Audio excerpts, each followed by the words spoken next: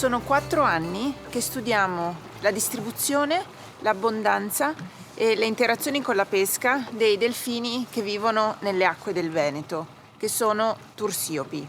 Adesso sono le 5 del mattino e stiamo navigando in cerca di delfini e per fortuna il mare è ottimo.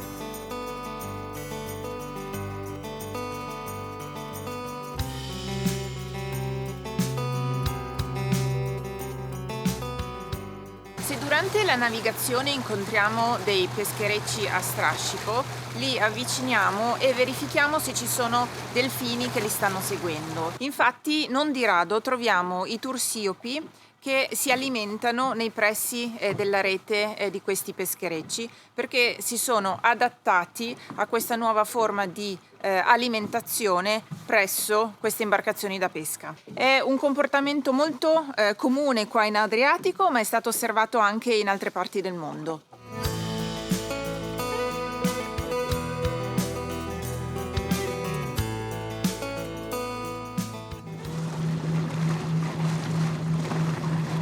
Siamo arrivati in una zona dove ci sono molti pescherecci a strascico e addirittura ce ne sono 10 e adesso li controlleremo tutti per verificare se ci sono delfini che li stanno seguendo.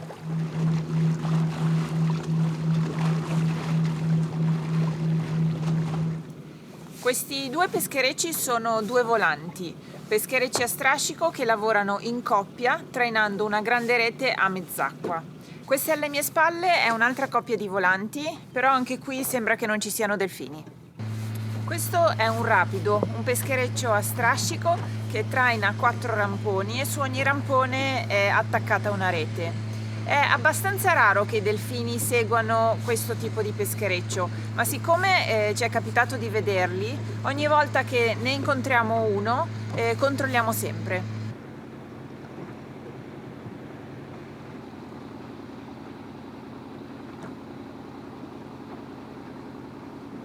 Niente, non ci sono delfini. Il mare è ancora molto calmo, per cui adesso riprendiamo il nostro lavoro e vediamo se ne incontriamo. Siamo sulla scia di 2 volanti e abbiamo visto i delfini perché si stanno alimentando sulla rete, per cui adesso vediamo se riusciamo a fotoidentificarli tutti.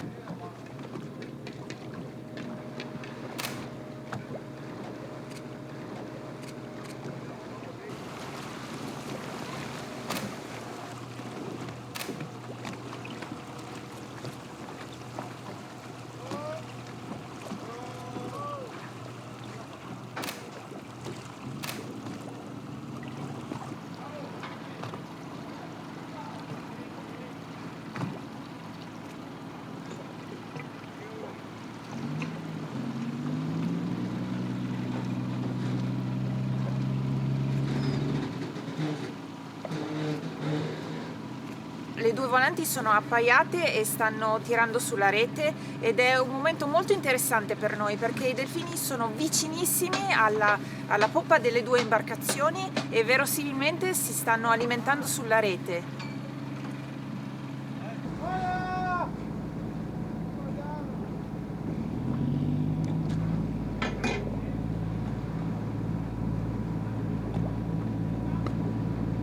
Le volanti sono appena ripartite, però i delfini sono stazionari e sono rimasti qua, per cui noi continuiamo con il nostro lavoro di fotoidentificazione.